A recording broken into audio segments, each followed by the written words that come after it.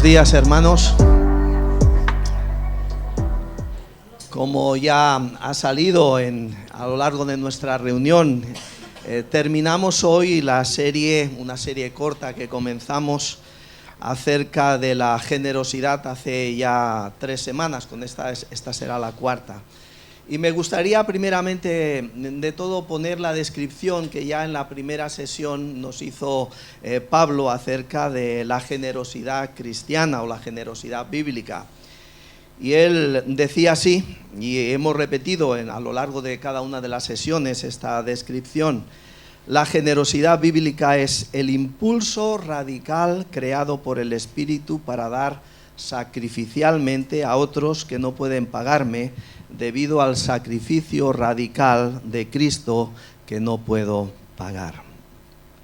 Y a lo largo de estas sesiones hemos considerado la generosidad respecto a la gracia como fuente y origen de esta.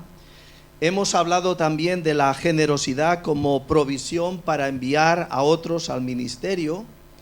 La generosidad considerábamos la semana pasada respecto a crecer en la vida de la Iglesia, nuestra devoción a su palabra y a los demás. Y hoy vamos a terminar considerando la generosidad respecto a dar. Y todos los sermones, como siempre decimos, están en YouTube, así que si algunos habéis perdido alguno o queréis repasar en el canal de la Iglesia Betel, los podréis encontrar. Como se dijo en las sesiones precedentes, la generosidad abarca mucho más que los aspectos materiales. De hecho, en todas las demás sesiones se ha puesto el acento en otros matices que no tocan de forma directa o concerniente al dinero. Pero hoy, por los textos que vamos a estar considerando, vamos a tener como trasfondo estos textos. Sí que vamos a enfocarnos y vamos a considerar lo relativo al uso de los recursos materiales y el dinero. Y estaba pensando cuando Pablo me dijo que hablara de este tema y me dio los textos, que en la iglesia hay pocos temas más sensibles que el del dinero.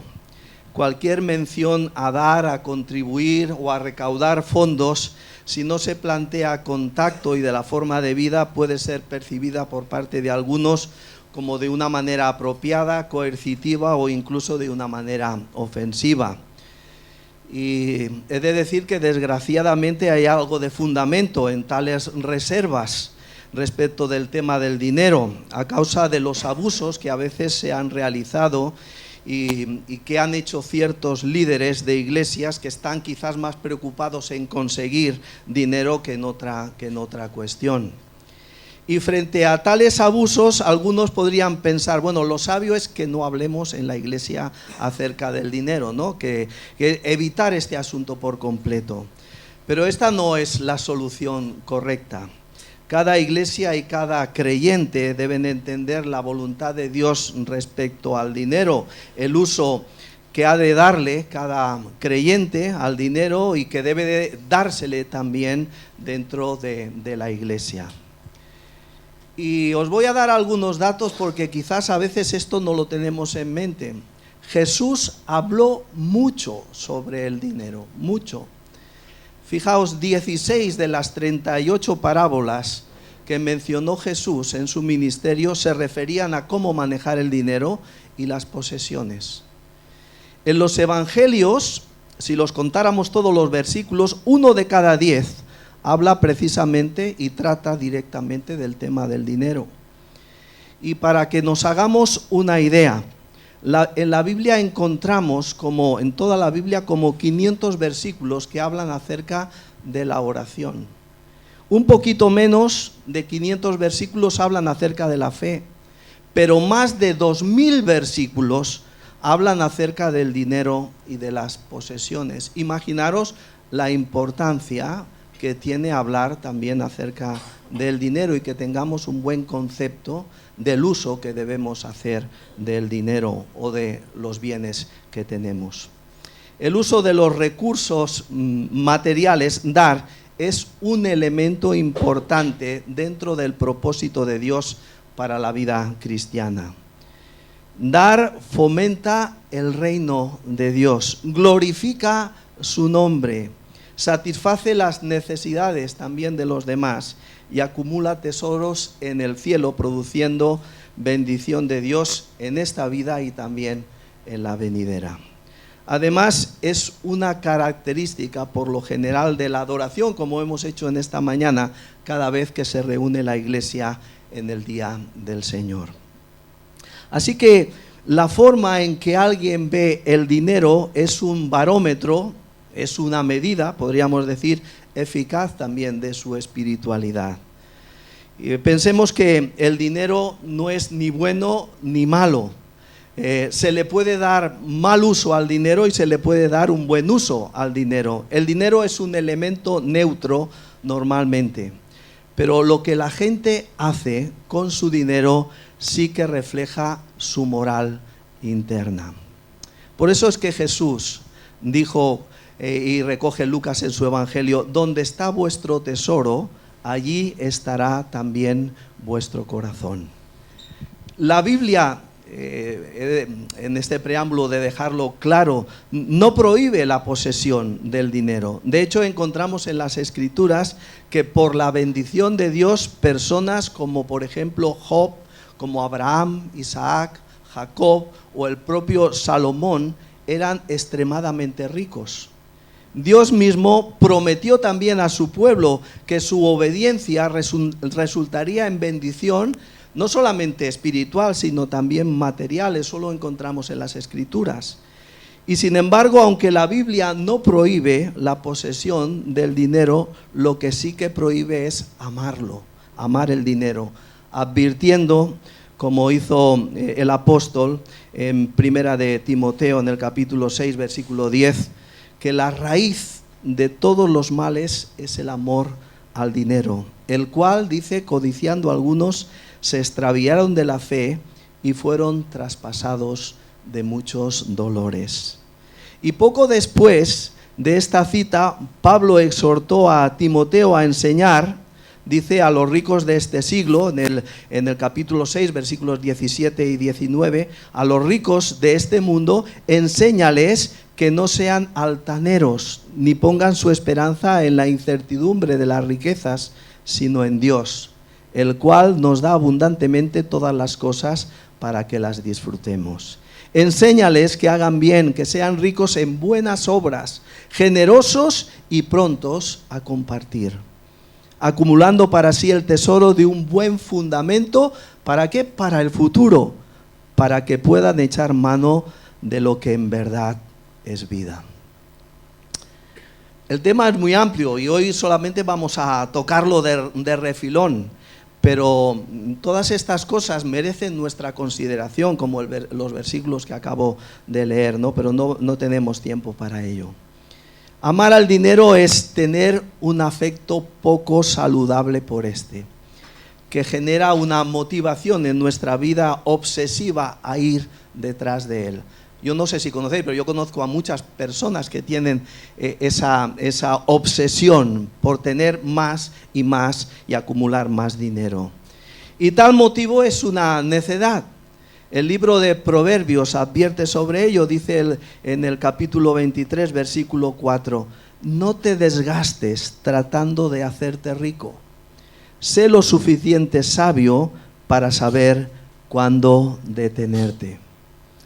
Y aunque Salomón fue uno de los hombres más ricos que haya existido, era lo suficientemente sabio para saber también que, dice en Eclesiastés, el que ama el dinero no se saciará de dinero, y el que ama el mucho tener no sacará fruto. Quisiera, antes de que tocáramos los textos en esta mañana concernientes al tema de generosidad y dar, que están en la segunda carta a los Corintios, capítulos 8 y 9, antes de examinar estos textos me gustaría hacer también un preámbulo mencionando un par de cuestiones a tener en cuenta y afianzar esta enseñanza de hoy respecto a nuestra generosidad en el dar. La primera es una verdad fundamental que conocemos todos los cristianos y tiene que ver con la mayordomía cristiana. Y esa verdad fundamental es que Dios es dueño absolutamente de todo. Dios es dueño absolutamente de todo. Dice el Salmo 24, versículo 1, del Señor es la tierra y todo lo que hay en ella, el mundo y los que en él habitan. Y en el libro de Job encontramos también estas palabras dichas por Jehová en el capítulo 41, versículo 11. ¿Quién me ha dado algo para que yo se lo restituya? Eso está diciendo Jehová. ¿Quién me ha dado algo para que yo se lo restituya? Cuanto existe debajo de todo el cielo es mío, es mío. Y puede que nos sorprenda esta declaración, pero la Biblia nos revela que no poseemos nada, nada de lo que poseemos es nuestro. Y solemos, es verdad, utilizar expresiones como mío, mío, esto es mío, ¿verdad? Nos hemos educado diciendo estas cosas, mi casa, mi dinero, mi familia, mi vida, mi tiempo, mis talentos. Nuestra tendencia es a exigir cosas para el beneficio de nosotros mismos. Pero debemos de confesar a la luz de la palabra de Dios que no somos los dueños en el sentido más literal de la palabra. La Biblia nos enseña que todas las cosas le pertenecen a Dios. Y todo lo que cualquiera posee en esta vida forma parte de la mayordomía que Dios te ha dado, que Dios te dejó. Dios es dueño de todo. Y la segunda cuestión que me gustaría también dejar antes de tratar los textos es que si realmente creemos esto, que Dios es dueño de todo, tiene que ver también, la segunda cuestión, con entender también claramente la diferencia que hay entre una buena inversión y una mala inversión. Y antes Pablo, cuando nos estaba dirigiendo con unas palabras antes de la recogida de la ofrenda, estaba hablando también, precisamente ha citado esta palabra, inversión. Pues para ser un buen administrador de algo, se tiene que saber distinguir entre lo que produce beneficios y lo que generará pérdidas. Y esto parece bastante fácil, ¿verdad? En muchos casos lo es. Es fácil distinguir entre lo que produce beneficios y produce pérdidas, especialmente cuando se toma solamente en cuenta lo material. Es muy fácil. Por ejemplo, imaginemos que tienes 10.000 euros y los ganaste con tu trabajo, los heredaste. Bueno, el caso es que son tuyos y puedes hacer con ellos lo que te plazca. Y con este dinero te puedes ir de vacaciones a un lugar donde siempre has deseado ir. Y por supuesto eso, mirándolo desde el punto de vista de una inversión, sería una pérdida completa. Porque cuando regreses del viaje no tendrás otra cosa, nada más que fotografías y recuerdos. Pero habrás perdido todo el dinero. Otra opción sería, si tienes estos 10.000 euros, es ponerlos en el banco. Y 10 años después todavía tendrías esos 10.000 euros. Y un muy poquito más. Muy poquito más. Pero seguro que su valor sería menor debido a la inflación. Y solamente hace falta mirar cuáles eran los precios en la cesta de la compra hace 10 años y cuáles son ahora.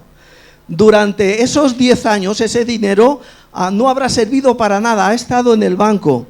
Pero tampoco habrá sido una pérdida tan grande, aunque haya perdido valor adquisitivo, como si te hubieran marchado de vacaciones. Y hay una tercera opción. ¿Por qué no usar ese dinero e invertirlo para que nos dé beneficios? Y tomando por ejemplo a un campesino, como luego habla Pablo en 2 de Corintios en el capítulo 9, podrías pensar en sembrar algunas verduras y algunas frutas. Y comprarías semillas y fertilizantes, sembrarías, regarías, ¿verdad? Cultivarías, cuidarías el cultivo y en el momento de la cosecha después venderías y obtendrías beneficios. Recogerías los beneficios de tu inversión y si todo va bien, obtendrías mucho más de lo que en su momento tú invertiste. Los primeros dos ejemplos, por lo general, se reconocerían como una mala inversión. Y el último, el de sembrar, como una buena inversión, porque generó beneficios. Pero la diferencia entre una buena y una mala inversión, entre lo que es beneficio y pérdida, no siempre es tan clara, no siempre es tan obvia.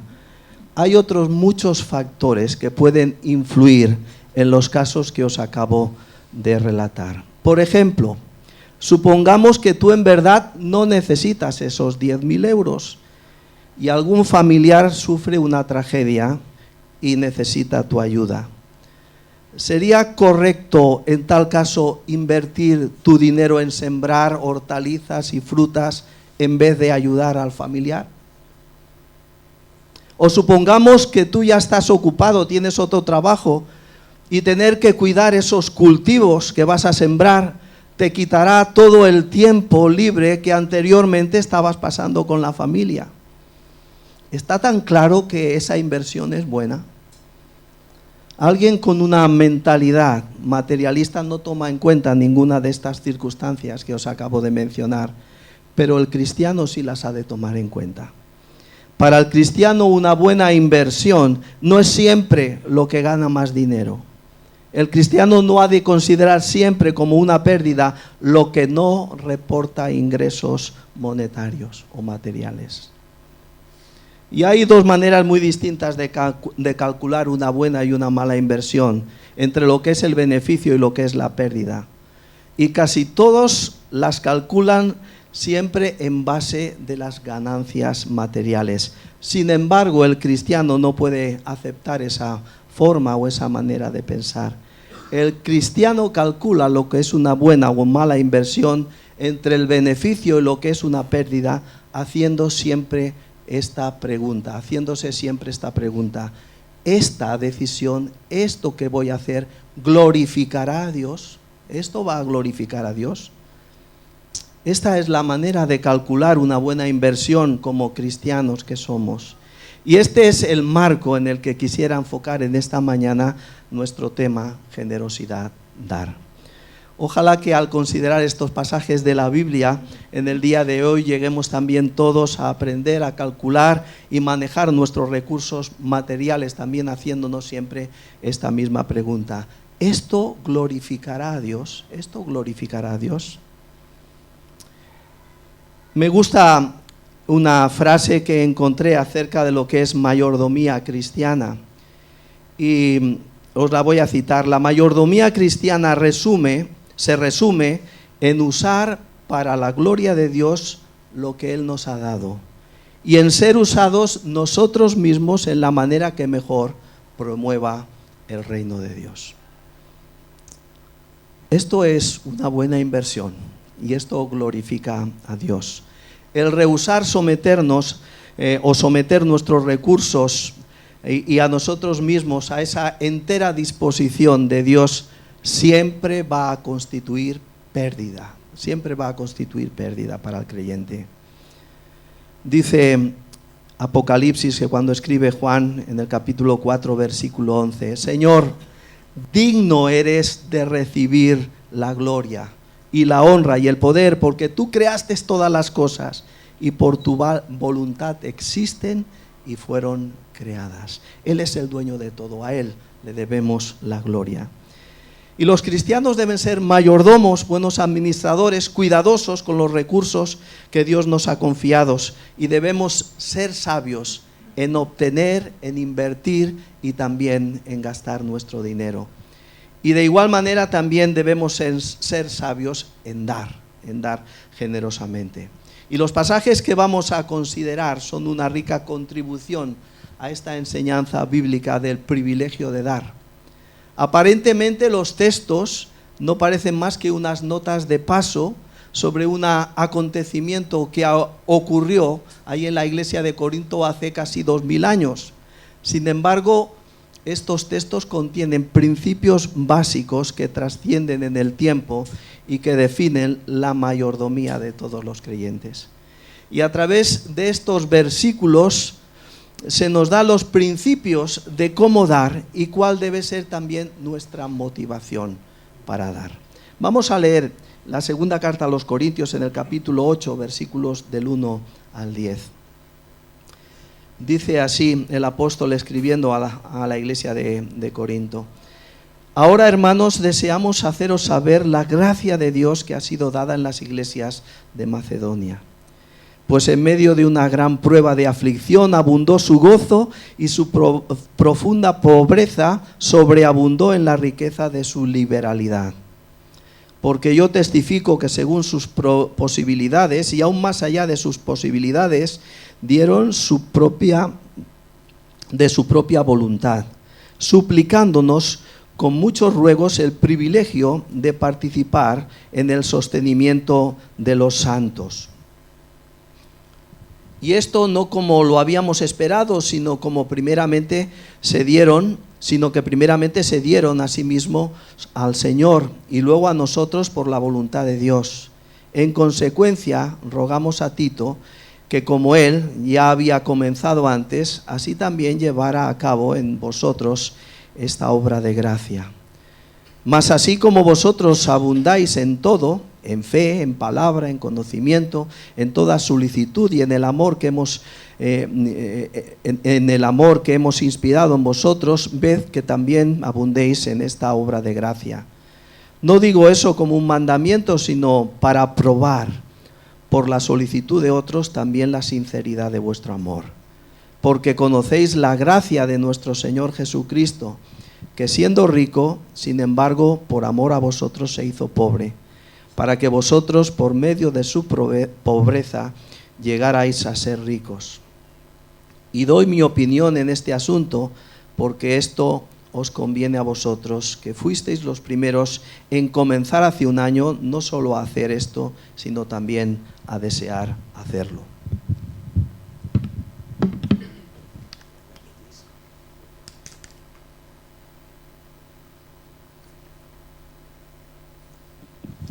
Lucas en el libro de Hechos nos relata en los primeros capítulos, y los hemos estado dando en últimas semanas, la situación de la iglesia de Jerusalén, donde de forma desinteresada compartían propiedades y bienes para satisfacer las necesidades de todos. Y en aquellos primeros días de la iglesia se nos dice en el capítulo 4 que no había ningún necesitado entre ellos. Pero con el paso del tiempo, cuando creció la iglesia, acordaros que en el día de Pentecostés de 120 pasan a 3.120, pero a los pocos días ya son 5.000, solamente contando los varones. Pues con el paso del tiempo y el crecimiento de la iglesia y también la persecución, se agravó la iglesia de Jerusalén y terminó abrumada por las necesidades que estaban padeciendo, y con menos dinero del necesario para poder satisfacer las necesidades de la iglesia. Y Pablo entonces ve esta necesidad, reconoció la necesidad y determinó hacer una recolecta para la iglesia de Jerusalén entre las iglesias de Asia Menor y también en Europa. Y el contexto de los capítulos 8 y 9 de Segunda de Corintios, de forma cronológica, donde se trata este asunto de la recolecta, podríamos resumirla de esta forma. Después de que Pablo fundó la iglesia de Corinto, en su segundo viaje misionero, quedó ministrando allí alrededor de 20 meses y luego marchó a Éfeso, desde donde escribió una carta amonestando a los corintios. Esta carta no la tenemos, pero sabemos que existió porque la menciona en 1 de Corintios 5:9. Y probablemente esta carta la envió con Tito, ¿no? Y por ese tiempo también Pablo ya había diseñado su plan para ofrendar y ayudar a la iglesia de Jerusalén en su necesidad. Y Tito habló en este viaje de esto a los corintios.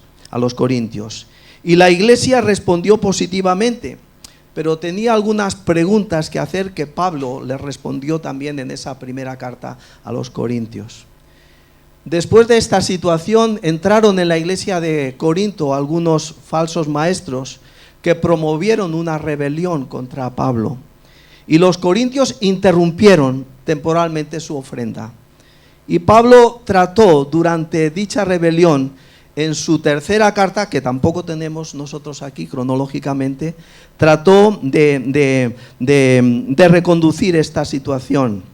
Y también posiblemente Tito fue el que llevara de nuevo esta carta, una carta que se conoce como la carta severa, donde Pablo amonestó a los corintios debido a la situación que estaban viviendo, diciendo que la mayoría de los corintios se habían rebelado contra Pablo.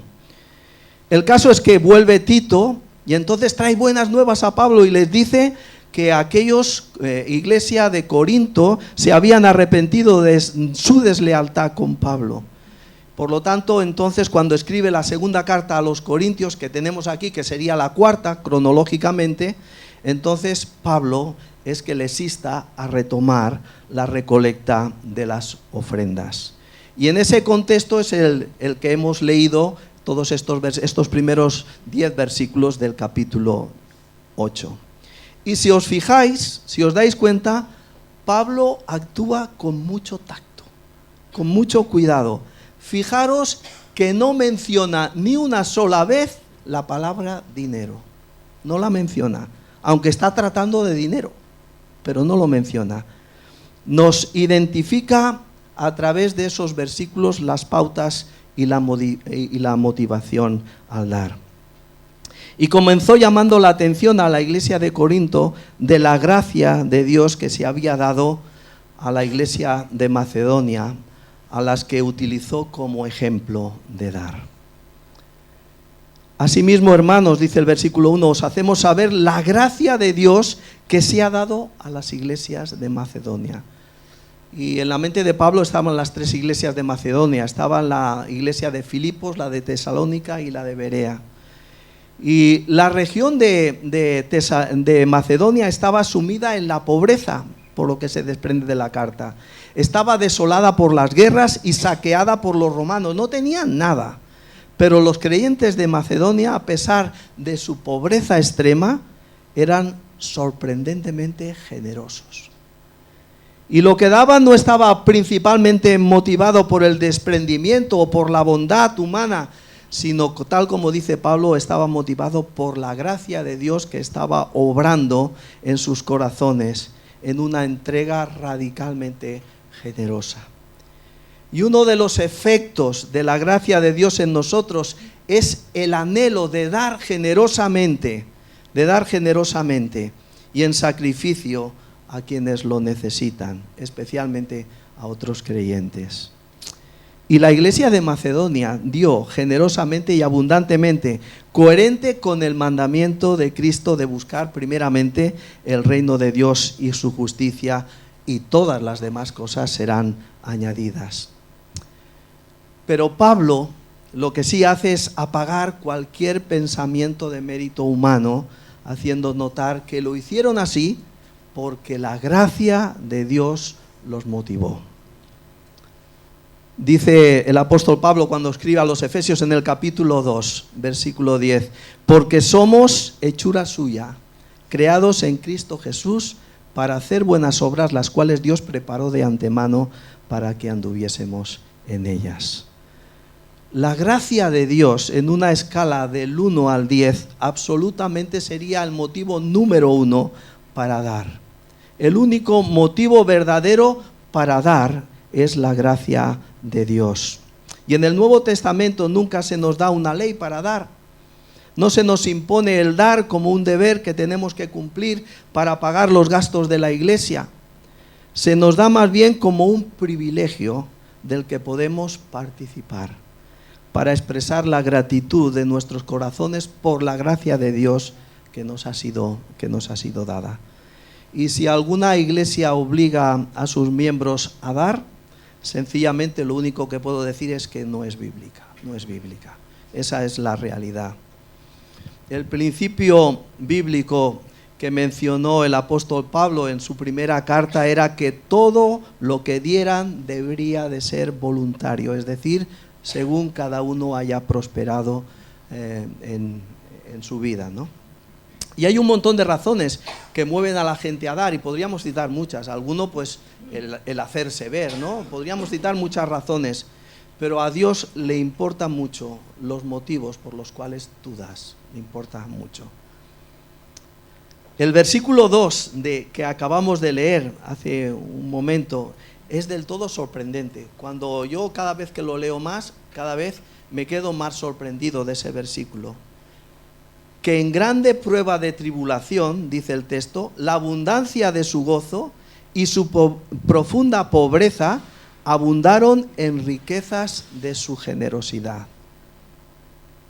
Imaginaros lo que estamos viendo en este texto. Y es que dar trasciende a las circunstancias que nosotros podamos estar viviendo. Ellos estaban viviendo, aquellos macedonios, en una gran prueba de tribulación. Y dice que dieron con gozo, en la abundancia de su gozo. Y también dieron desde su profunda pobreza. La pobreza no dificulta el dar. Y no solamente eso, sino que dice que abundaron en riquezas de su generosidad. Dar es un acto de generosidad. Y Pablo está elogiando a estas iglesias de Macedonia por ser generosos incluso en la pobreza. Y yo me preguntaba, ¿y pueden ser las dos cosas? ¿Que los macedonios fueran pobres y generosos? ¿Pueden ser las dos cosas? Es sorprendente, ¿verdad? En su profunda pobreza abundaron en riquezas de su generosidad, dice el texto. Es una declaración chocante, inaudita. Esas dos frases normalmente nosotros no las pondríamos juntas nunca. Sin embargo, aquí Pablo no presume y pone como ejemplo a algún donante millonario. Todo lo contrario, sostiene que estos macedonios estaban dando sacrificialmente.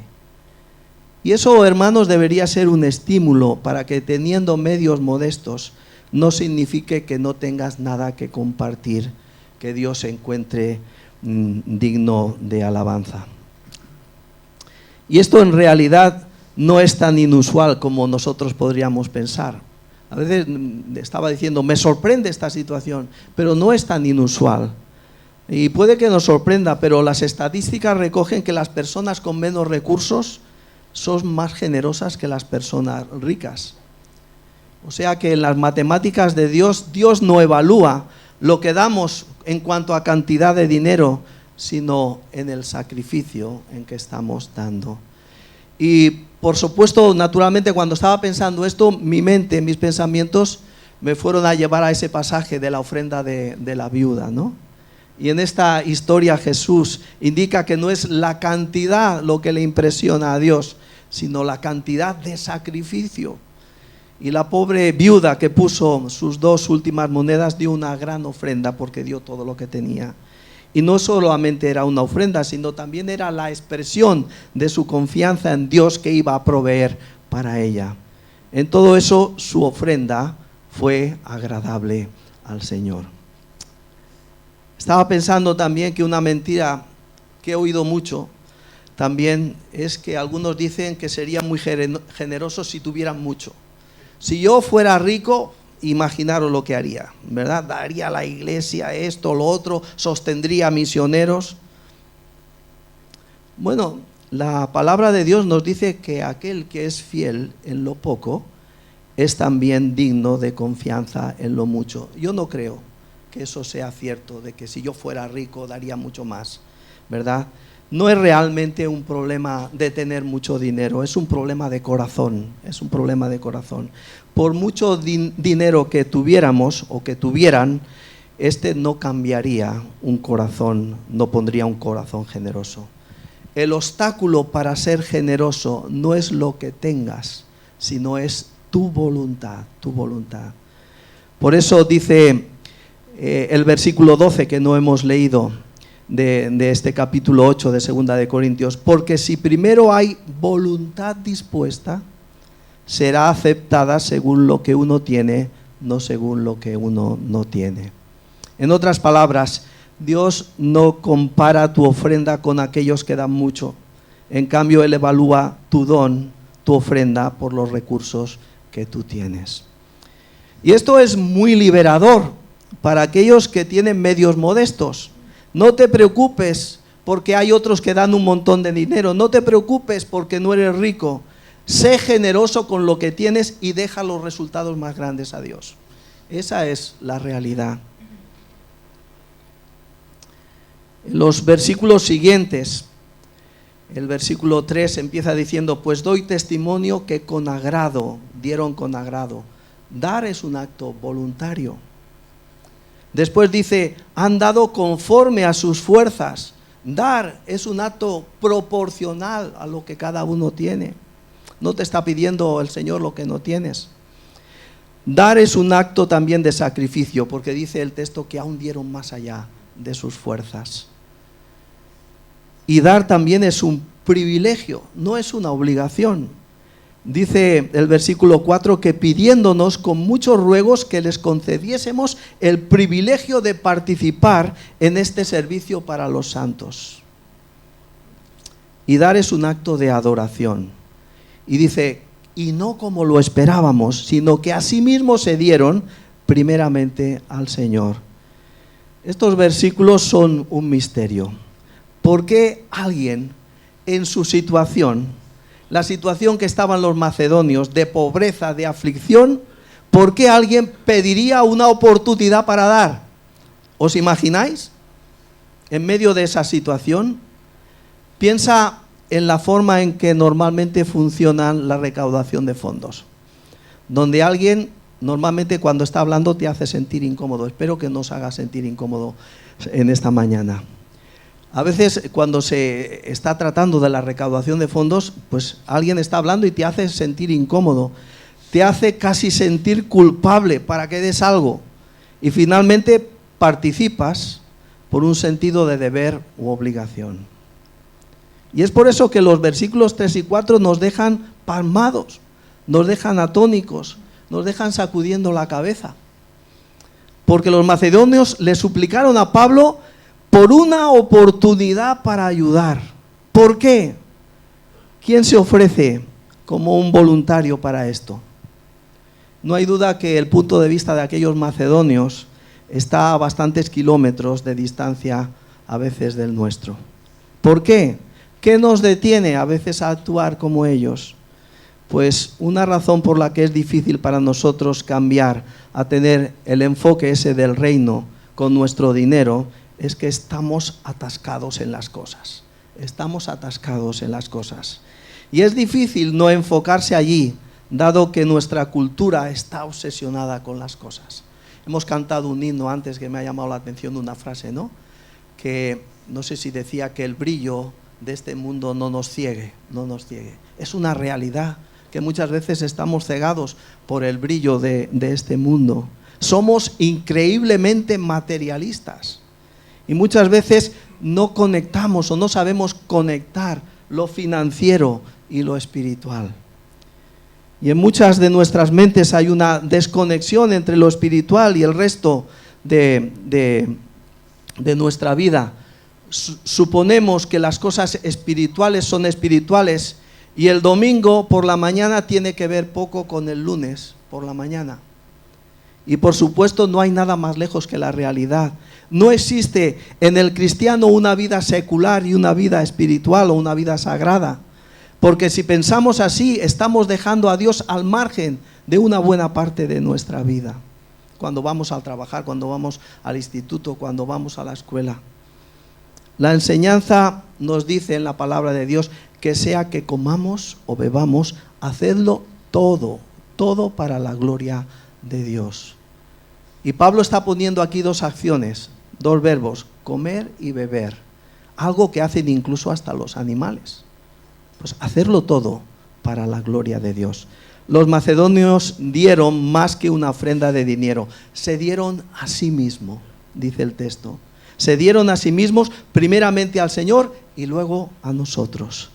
Y pocos meses más tarde, Pablo le escribiría una carta a la iglesia de Roma. Y en esa carta, luego de repasar el maravilloso plan de salvación de Dios con los cristianos de Roma, Pablo dice en forma de aplicación lo siguiente.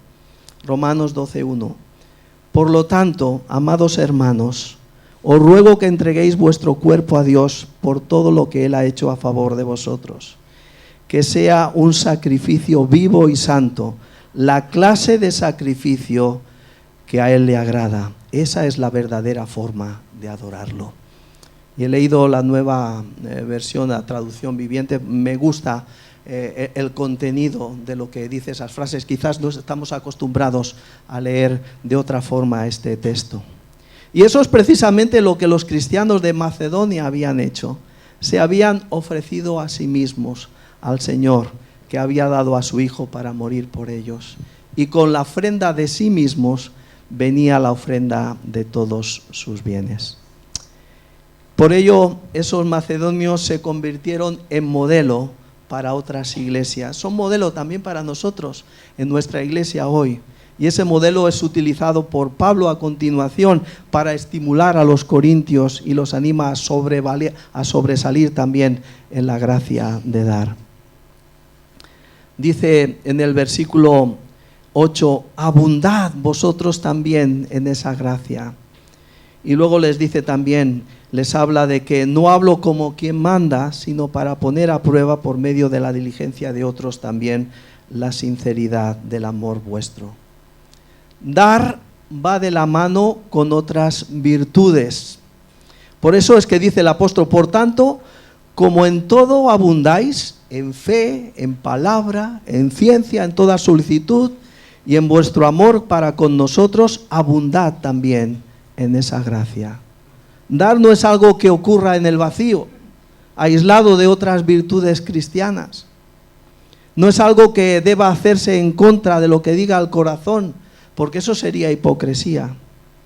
Dar va de la mano con otras virtudes cristianas que cultivamos en nuestra propia vida. Y dar también es una prueba de amor, ¿verdad? Dice que también de esa forma, por medio de la diligencia de otros, también la sinceridad de vuestro amor va a quedar probada. Fijaos cuán cuidadosamente evita presionar el apóstol.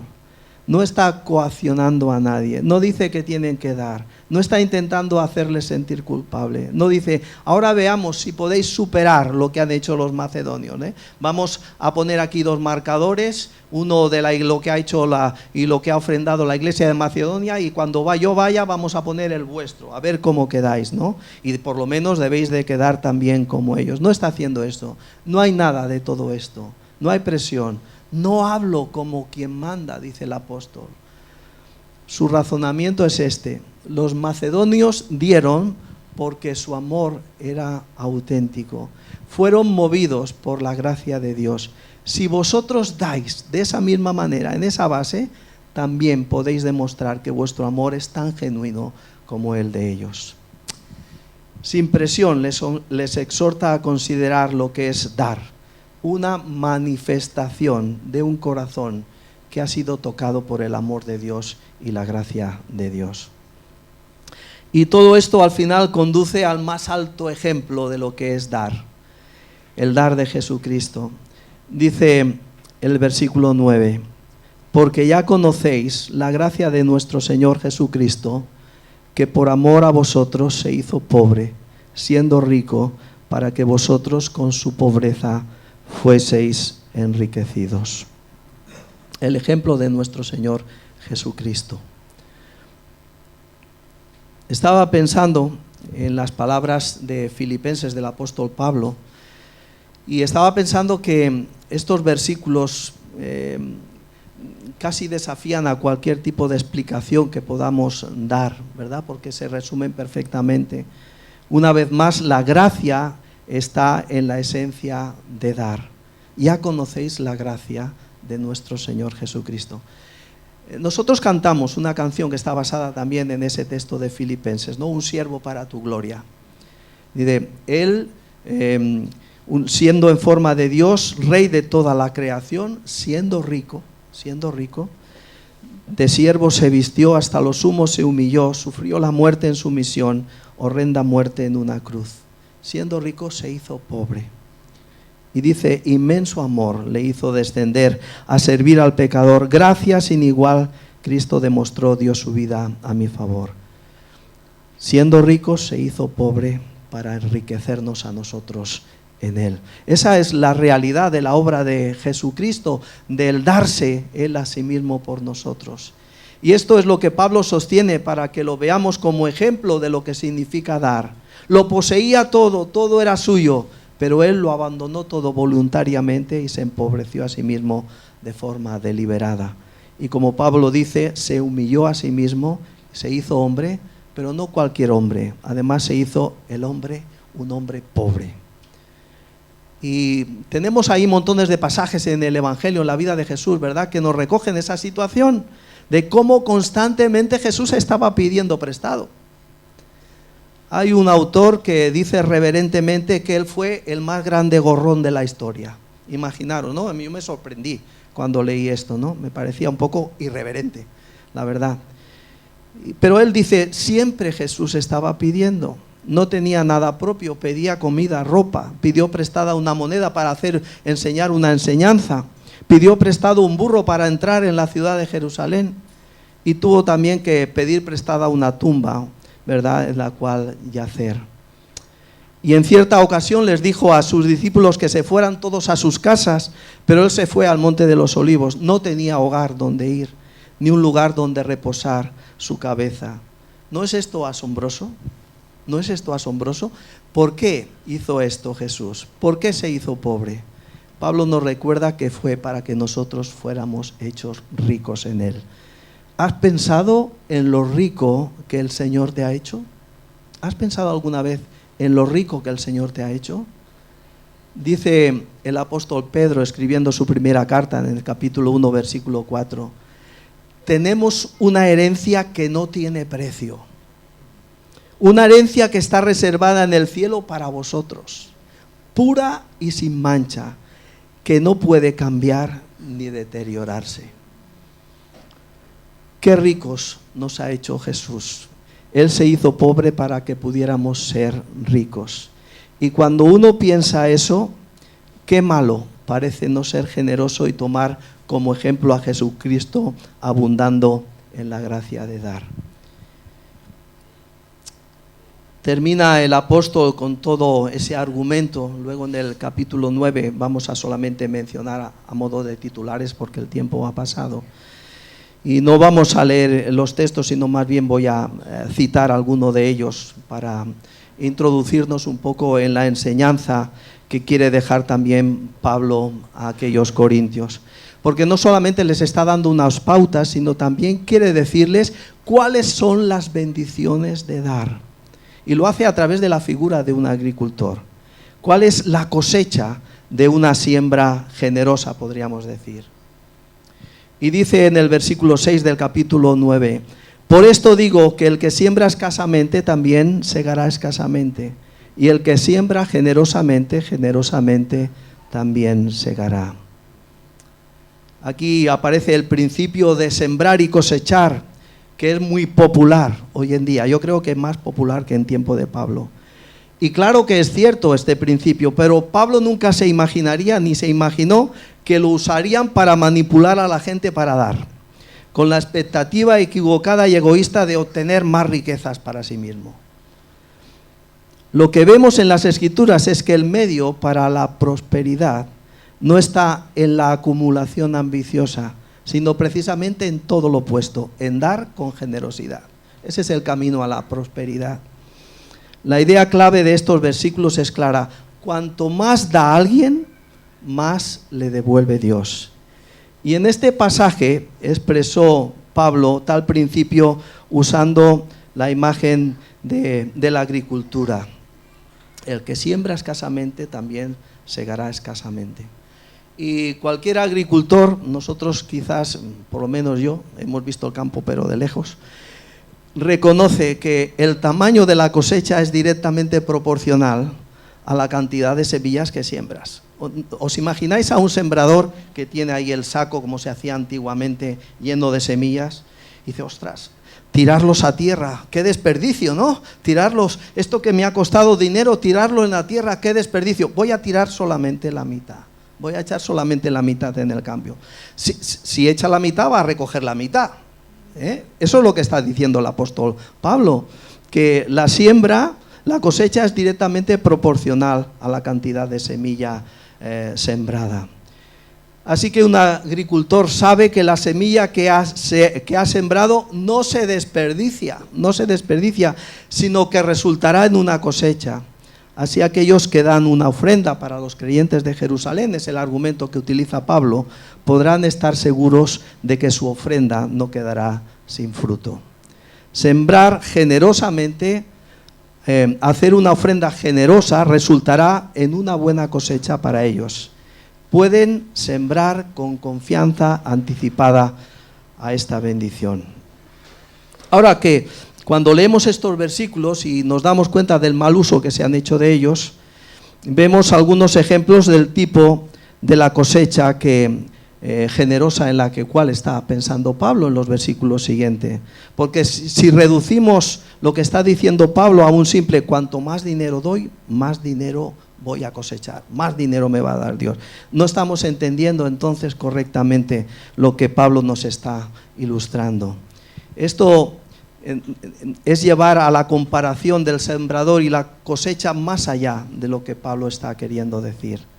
Y él quiere que los corintios estén seguros de que las abundantes bendiciones de Dios vendrán de tantas y de tan formas variadas y siempre estarán presentes. El principio es que dar a Dios resulta en bendición de Dios. Dios en su gracia promete una cosecha de acuerdo a lo que los creyentes siembren. Y menciona 5 cosas que son el resultado de una buena cosecha, de una buena inversión. Son el resultado o la bendición de haber sembrado generosamente. Y él menciona que vamos a cosechar amor de Dios, generosidad de Dios, vamos a glorificar a Dios, vamos a tener amigos en Dios y vamos a tener semejanza a Dios. No voy a entretenerme en estas cosas, quizás en otro momento, ¿verdad? Pero sí solamente subrayar los titulares. Dios ama al dador alegre. Esto es una bendición. Y es verdad que Dios ama en general a todos y muy especialmente a aquellos por los cuales es efectivo el sacrificio que Él hizo en su Hijo Jesucristo, aquellos que le han aceptado. Pero hay un amor especial por cada uno de quienes dan con alegría. Dios ama al dador alegre. Dice también el texto, el versículo 11, para que estéis enriquecidos en todos para toda liberalidad. Y aunque es posible dar sin amar, no es posible amar sin dar. Esa es una realidad. La sabiduría humana enseña que la prosperidad está en agarrarse a la riqueza y no en entregarla. Pero la fe confía en la promesa divina de que va a bendecir al dador y en su poder para cumplir las promesas. Él es poderoso para hacer todas las cosas mucho más abundantes de lo que nosotros pensamos o pedimos y entendemos. La suficiencia del creyente no viene de la independencia, no viene de las circunstancias, sino la riqueza del creyente viene de la dependencia de Dios. Mi Dios suplirá todo lo que os falta conforme a sus riquezas en gloria.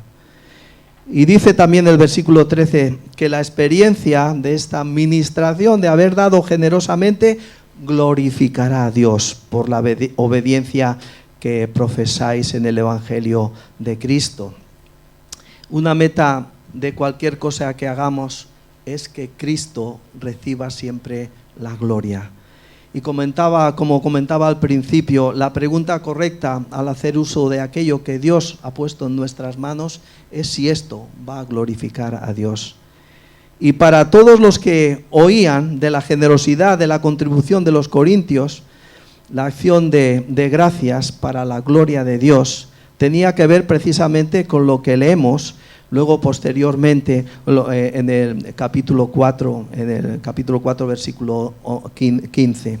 Dice, porque todas estas cosas padecemos por amor a vosotros, para que abundando la gracia por medio de muchos, la acción de gracias sobreabunde para gloria de Dios. Y qué duda cabe que aquellos corintios iban a recibir también la amistad de muchos amigos de las iglesias allí en Jerusalén, ¿no? Asimismo, en la oración de ellos por vosotros, a quienes aman a causa de la superabundante gracia de Dios en vosotros. La ofrenda de los corintios agrandaría el círculo de amigos comprometidos a orar precisamente también por ellos. Y termina este capítulo y dice Pablo: gracias a Dios por su don inefable. La conclusión de bendición es una de las declaraciones más ricas que encontramos en la palabra de Dios. El don inefable de Dios, por supuesto, es su Hijo Jesucristo. El regalo más grande, grandioso, maravilloso, una vez entregado, ¿verdad?, para con nosotros. Es por eso que encontramos en las Escrituras pasajes o textos como el tan conocido Juan 3:16. Porque de tal manera amó Dios al mundo que dio a su Hijo unigénito para que todo aquel que crea en Él no se pierda, mas tenga vida eterna.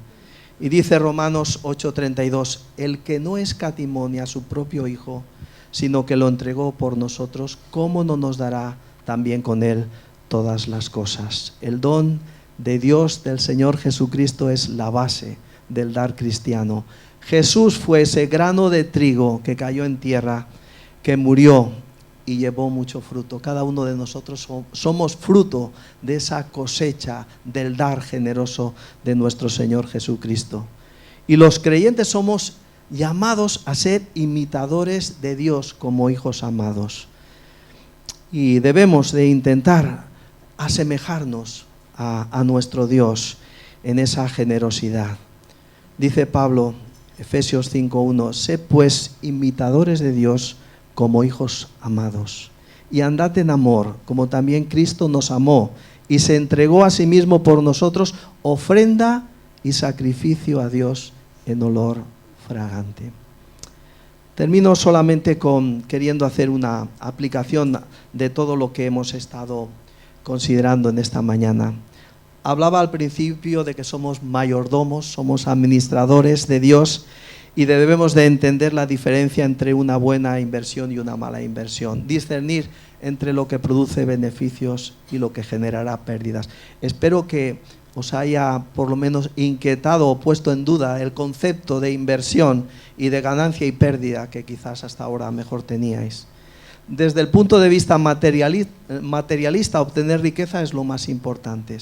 De acuerdo a esos principios, las riquezas siempre deben ser invertidas en algo que genere más riquezas.